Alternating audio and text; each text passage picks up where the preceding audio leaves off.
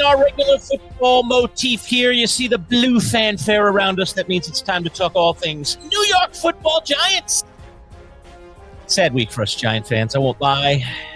Hopefully it won't be a sad interview because he's such a nice man. Shouldn't be sad. After all, there is some form of future for our team out there despite the record. But some very, very bad news this week for the Giants, and we'll talk all about it. Today's broadcast is brought to you by our friends at Bayberry Automotive. And let's welcome in our Giants insider from Big Blue View, Ed Valentine. Hello, Ed. How are you? I'm good, guys. How are you? I know Boy Green is smiling this week. Congrats, Boy Green. He'll clap for Boy Green. His team is off. Boy Green. Thank you. Oh, wait. Who is that? Is that? What are you, Kramer? And you're gonna you a oh my God! You've been waiting to use that for how many weeks? Yes, I got to dust it off. Just thank you to the sound team behind the scenes. You're right. He's had that sitting in a hopper for quite a while, Ed. Well, he got his win. We didn't get ours, and ours was worse because not only did we lose to the vaunted Philadelphia Eagles, who I can't stand nearly as much as the Cowboys, but also obviously the Cam Skattebo injury. So let's start there because for Giants fans, this energy that these two rookies have added to this franchise, despite the record, have people back in front of their televisions watching Giants football. But that was ugly to watch. So give us the latest on Cam Skattebo. Well, Skattebo is out of the hospital. It was in a Philadelphia area hospital, had the surgery. He's out of the hospital. I would assume by now he's back in the Giants facility. You know, we don't get to see players until Wednesday. So, but in typical Cam Skattebo fashion, he was awake at 4:00 in the morning after surgery, texting Brian Daboll, giving him a hard time. So he hasn't changed. It is really unfortunate. And I know there are Giants fans out there who are upset with Zach Bond. And I know there are people saying, oh, that was a dirty hip drop tackle and it was malicious and he did it on purpose because Skattebo ran over him 2 weeks ago. And I will not ever believe that in the course of a game, one NFL player intentionally injures another NFL player. I just don't believe that happened. It was bad. It was unfortunate. But I do think, it's a dislocation. It's the kind of thing that should heal. There shouldn't be long-term ramifications, from that injury. So we go forward and all the hatred for Zach Bond, I get it, but I can't join in it. So what's going on here, Ed? Did you guys not sacrifice the small goat to the football gods you were supposed to or something? Malik Neighbors, Cam Skattebo? Can Giants fans just not have nice things? I don't know. I think that 10 or 15 years ago, somebody forgot to make some sort of proper sacrifice and the Giants are still paying. I don't know if John Mara forgot to make the proper sacrifice, and the Giants are still paying for that. So, but it's amazing, and here's the really other amazing thing about this right now, guys. The New York Giants offense, without Malik Neighbors, without Cam Skattebo, the New York Giants offense is not their problem. The defense is their problem. The offense, even if you want to say even without those two guys, is overachieving. The offense is doing its job. The offense is scoring points, making plays, scoring some points that the officials won't give them on occasion, I guess. But, in reference to the Darius Slayton 68-yard touchdown on Sunday. But as I said, the offense is not the problem here. Obviously, we have to see what the Giants are going to do long-term. Will they make a trade here at the deadline to try to add some help for Jackson Dart? I don't know. That's a tough one for the Giants because they don't have a lot of draft capital to give up. But the offense is not the problem.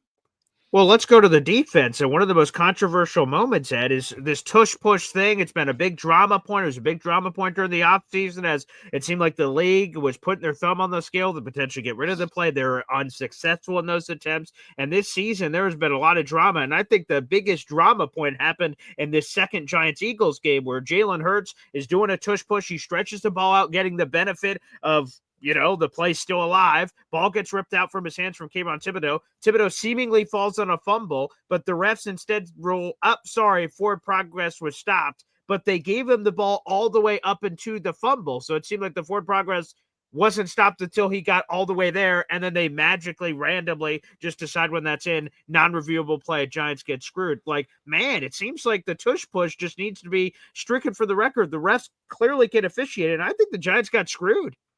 Well, I would agree with you on all counts. Look, I hate the tush push. Hate it, hate it, hate it.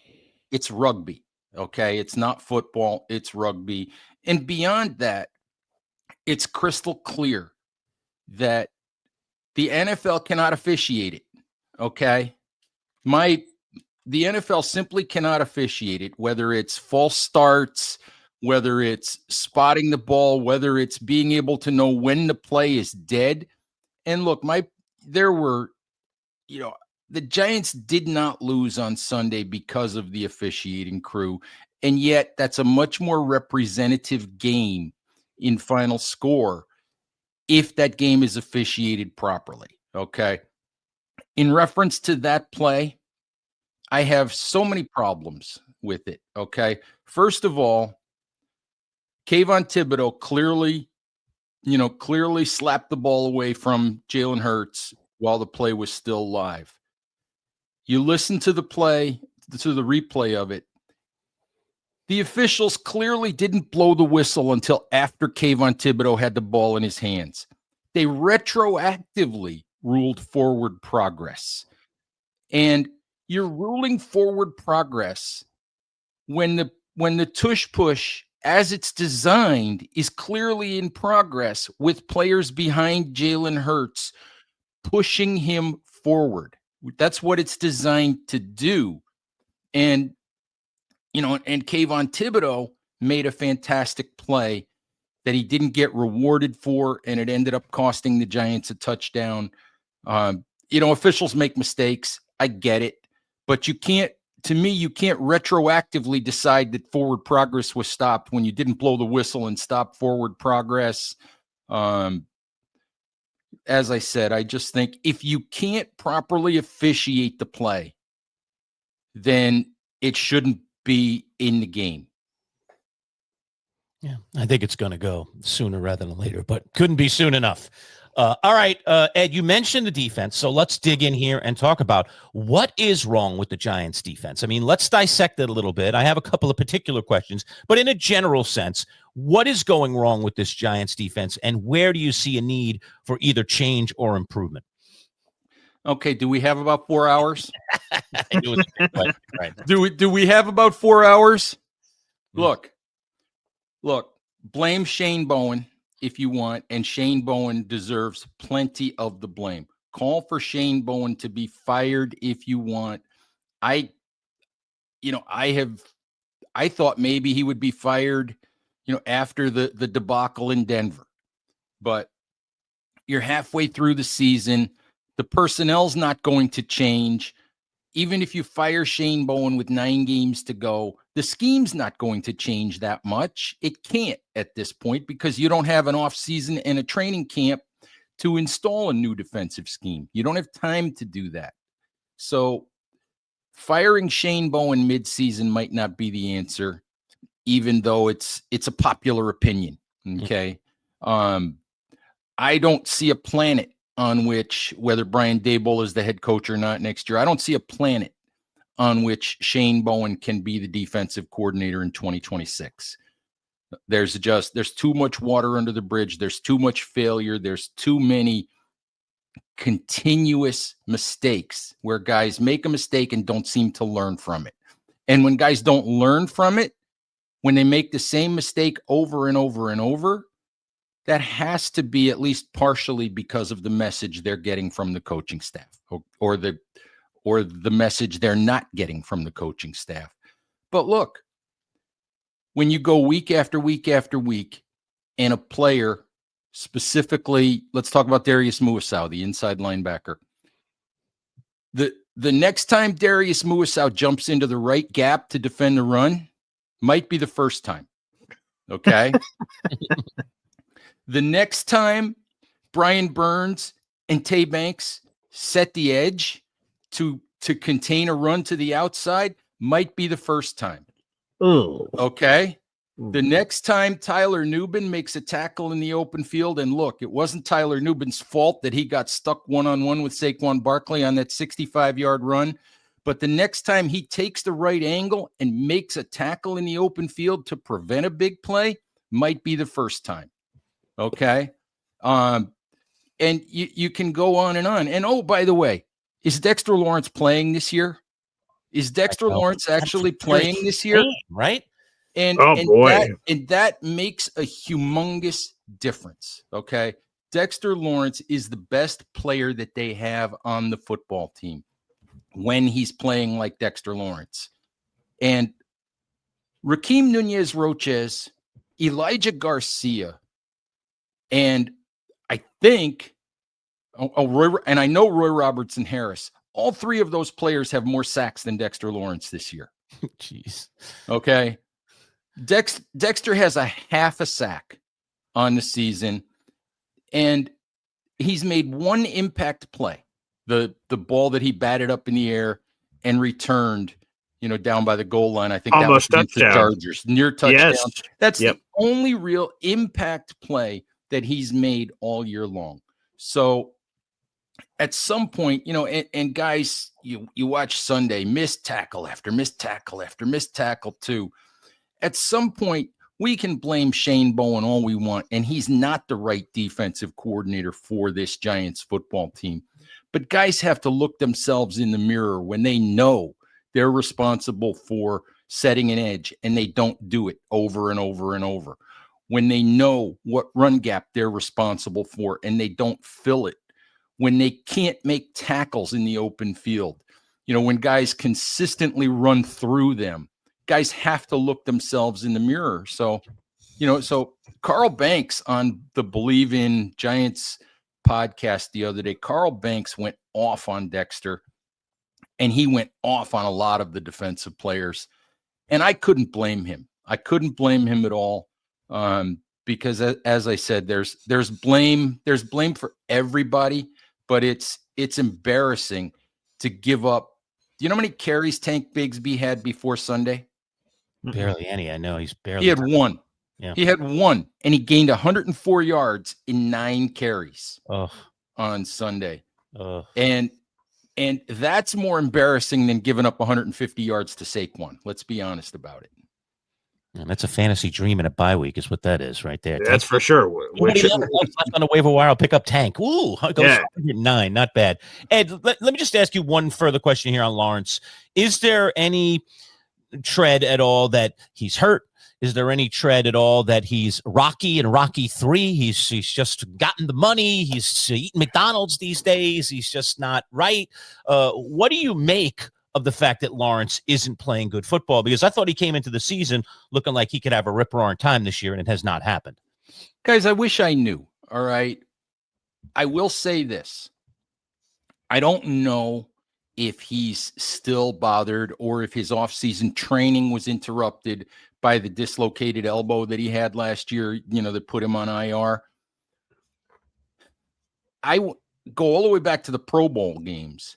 And he was out there in the Pro Bowl games, and obviously that's not football and that's not contact, but he was out there, running around with guys and playing dodgeball and doing stuff. And I thought, oh, he's fine. His arm's fine. It won't be an issue, whatever.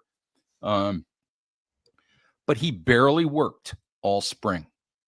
Okay. He barely got he was there, but he barely worked in terms of getting on the field and taking reps.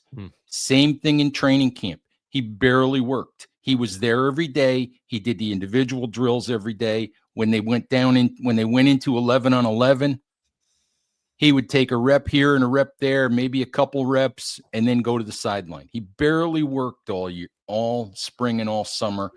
And I wondered at the time, I was like, how can he possibly be ready? There's no doubt in my mind he's going to start slowly, okay, which he did, but I thought that would pick up after 3 or 4 weeks. I don't know if the elbow is an issue. I don't know if there's not the strength in that arm that there could be or should be. Who knows if his training in the off season was interrupted. There have been whispers that he's heavy, and I don't know. I'm not going to ask him to get on a scale. Okay. I'm not going to do that. There's been a lot of chatter about the fact that under Wink Martindale, Dexter Lawrence played a really high percentage of his snaps directly on the nose, directly at nose tackle. Okay. Under Shane Bowen, he's playing a lot more 3 technique. He's covering a different gap. Okay. And he's clearly best lined up right over center. So there's some chatter about that. So there's a lot of theories floating around. The Giants aren't going to tell us if he's hurt. So, and Dexter's probably, I would guess that there's going to be a large number of people at Dexter's locker this week whenever he speaks, probably on maybe Wednesday, maybe Thursday, because he's going to be asked to address the Carl Banks comments. There's no doubt about that. He's going to be asked to address those. We will see if he, and I'm sure he'll be pressed about his health too. We'll see if he reveals anything. I have my doubts that he will. Yeah, I agree. Today's broadcast brought to you by our friends at Bayberry Automotive, the integrity and everything, fellas. All right, we'll take a quick break. We'll come back 30 seconds, and then we're back talking more Giants defense with Ed Valentine of Big Blue View. Stick around. Trust is everything when it comes to auto repairs. At Bayberry Automotive, they take trust seriously. Bayberry has a team of experienced and certified mechanics that are dedicated to providing exceptional customer service. And Bayberry stands behind its work with an exceptional 5-star rating from its many satisfied customers. Family run, integrity in everything. Bayberry Automotive, BayberryAutomotive.com. Located on Route 57 across from Bayberry Plaza, the premier choice for auto repair in Liverpool. All right, we're back with Ed Valentine. It's the Manchild Show with Boy Green Digital. Hit the subscribe button right now. You can be part of our subscriber army. We're giving away a $400 golf club, courtesy of our friends at Play It Again Sports. If you become a subscriber right now, you will essentially get yourself a free lottery ticket for the golf club coming your way soon. All right, Ed, let's continue talking Giants defense here, and I don't in any way blame Abdul Carter for this Giants defense not being what it is. But I must admit, and maybe my expectations were too lofty, but I thought Abdul Carter could have the kind of effect on the Giants defense that Micah Parsons had with the Dallas Cowboys. And I know those are lofty things to put on a young rookie, but he came from the same school. There were a lot of thoughts that this guy could be a dominant player in the NFL. So far, it's fine, but I'm not wowed. Am I wrong to think that or to feel that at this point, or is this guy going to blossom later? Let's talk about Abdul Carter.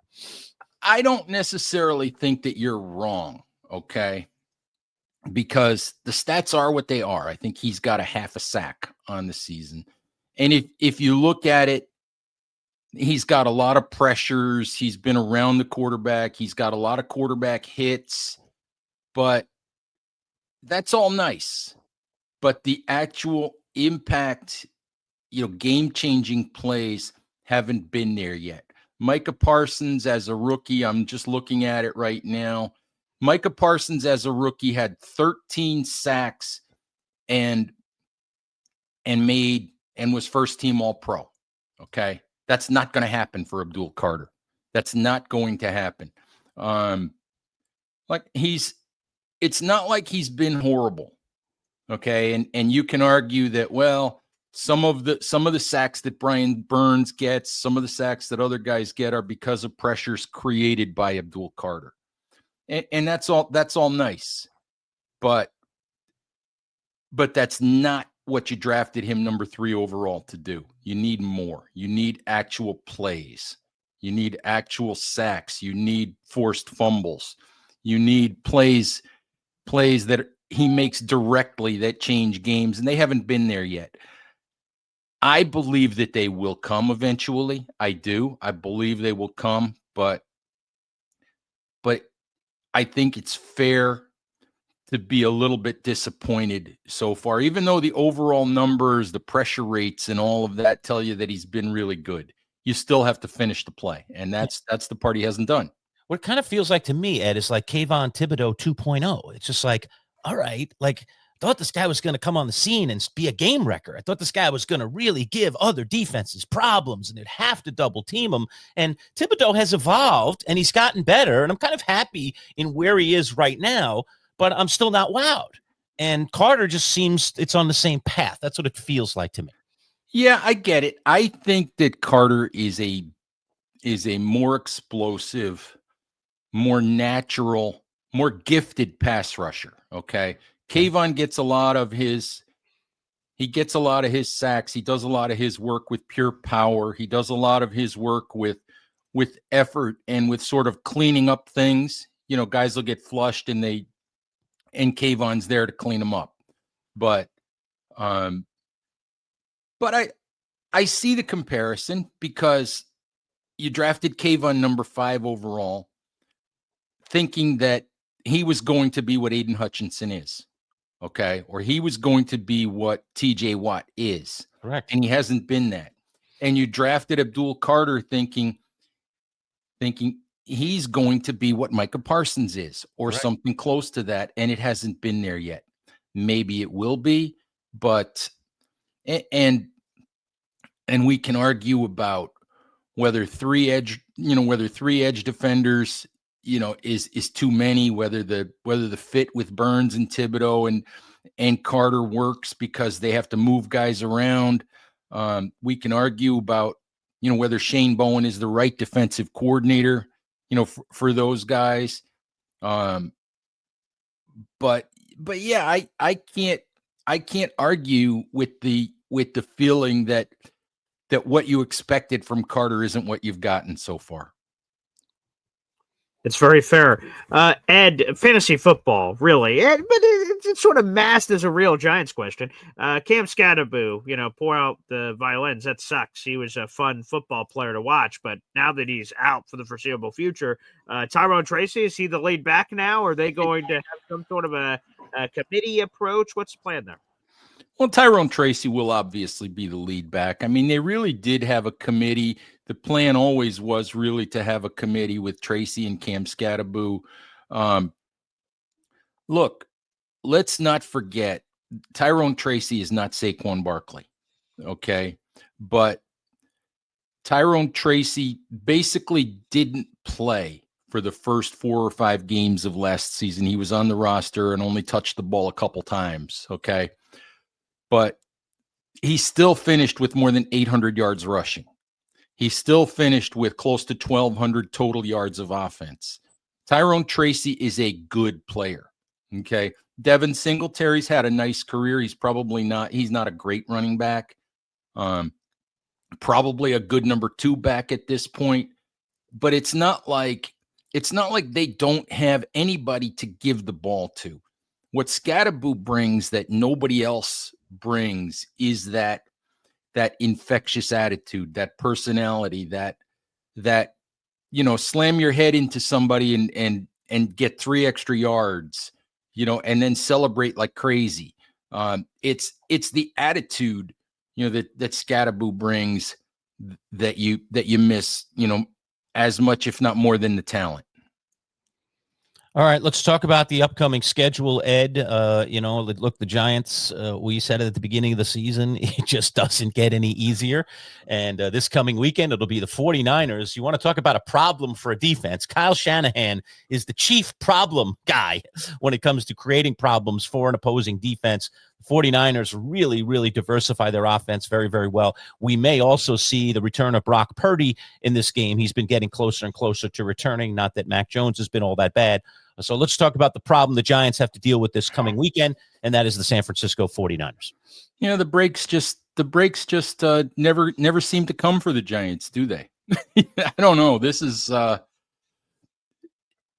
whether it's the 49ers or whether it's your local Syracuse area junior varsity team. At some point, the Giants players have to look in the mirror and take responsibility for, if X is my job on this play, I can't be over there trying to do Z. Okay. If X is my job, that's where I need to be. If this is my gap, that's where I need to be. If this is my responsibility in this pass coverage, that's where I need to be.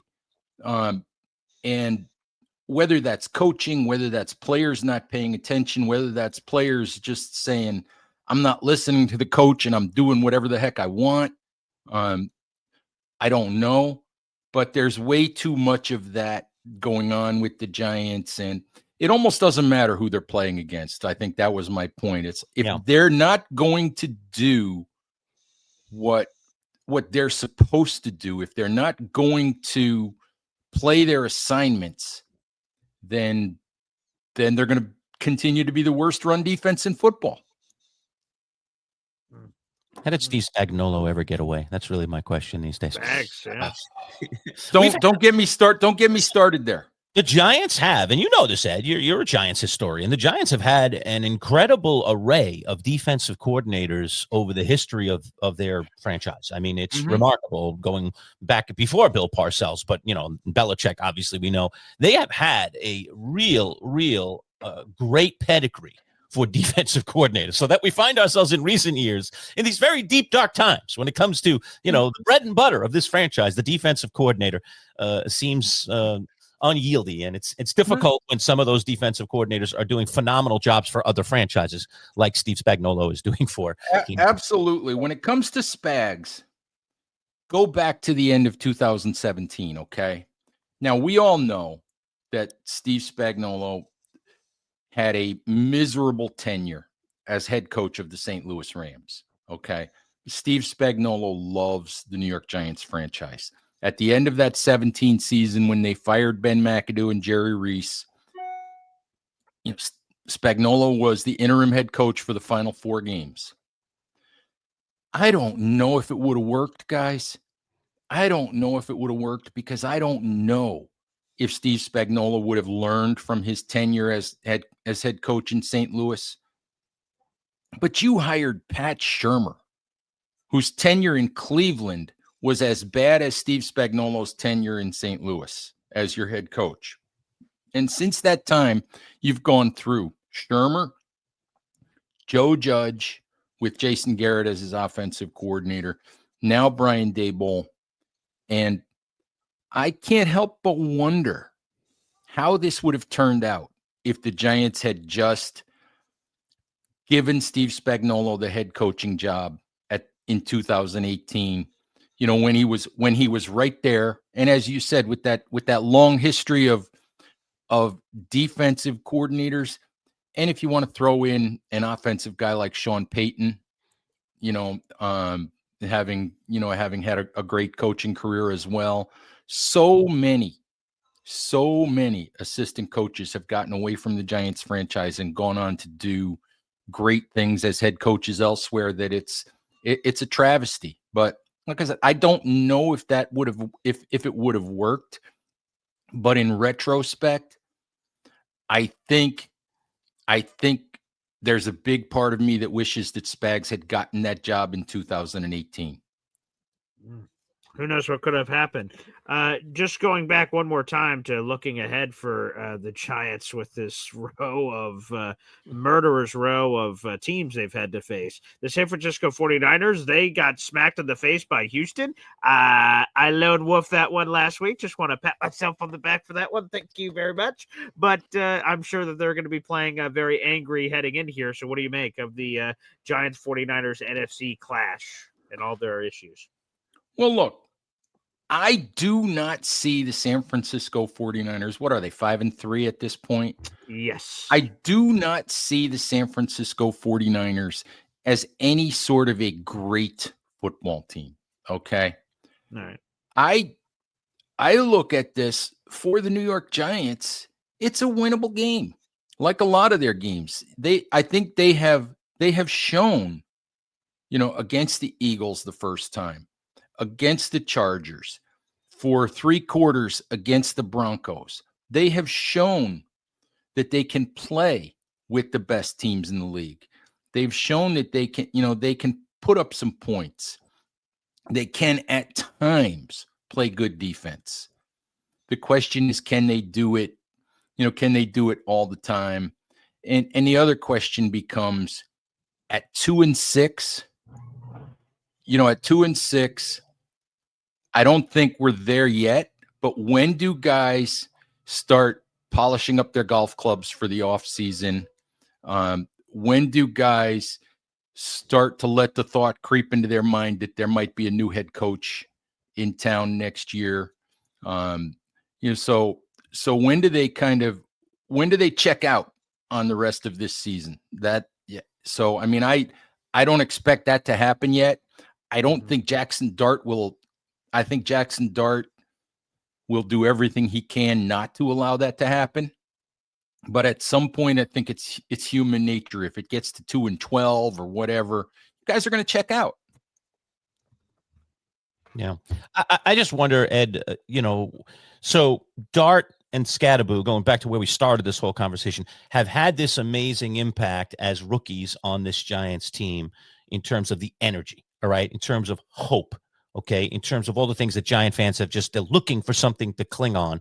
And yet we have all these young players on the defense, and I hate to keep going back to the defense, but why aren't those guys giving us hope? Why aren't those guys joining in on the party, so to speak? It's almost like it should be infectious, right? You see what these two young guys have done. Hey, let's start energizing things on the defensive end. I'm not just talking about play. I'm just talking about spirit. I'm talking about on the practice field. I'm talking about, in the locker room. I'm talking about in every facet. These two guys, rookies in the NFL, have given the Giants life. Why are other players? Why aren't the veterans giving this Giants team more life? That's disappointing to me as a Giants fan. And it should be. It should be. Look, when I looked at this team, I think when everybody looked at this team when the season started, you looked at this team and thought, the talent on this defense, whether Shane Bowen's the right defensive coordinator or not, the talent on this defense should make this defense a top half of the league defense, if not a top 10 defense if everything comes together. The offense was always going to be a question mark. For me, it was always going to be the defense was going to have to carry this team and set up the offense for success. That's not happening. The offense, without Malik Neighbors, without Darius Slayton for a few weeks, without Skattebo, the offense is keeping this team in games. The offense is maximizing whatever ability it does have. The offensive line is actually playing pretty well. And the defense is not performing up to expectations. Look, I love Brian Burns. He's a great veteran. He's having a fantastic year. He's as accountable as they come. He's a really good leader for that team. Dexter Lawrence has always been accountable. He's always been a good leader. He's always been a guy that wanted to do things the right way. I don't know why he's not performing up to his standards this year. But that's the truly disappointing part of this football team, is that you're not getting the play, and you're not getting that sort of maximizing of whatever they have. You're just not getting it from the defense. And that's the truly mystifying thing with them right now. All right. Well, there it is. The scoop on the New York Football Giants from our good friend at Big Blue View, Ed Valentine.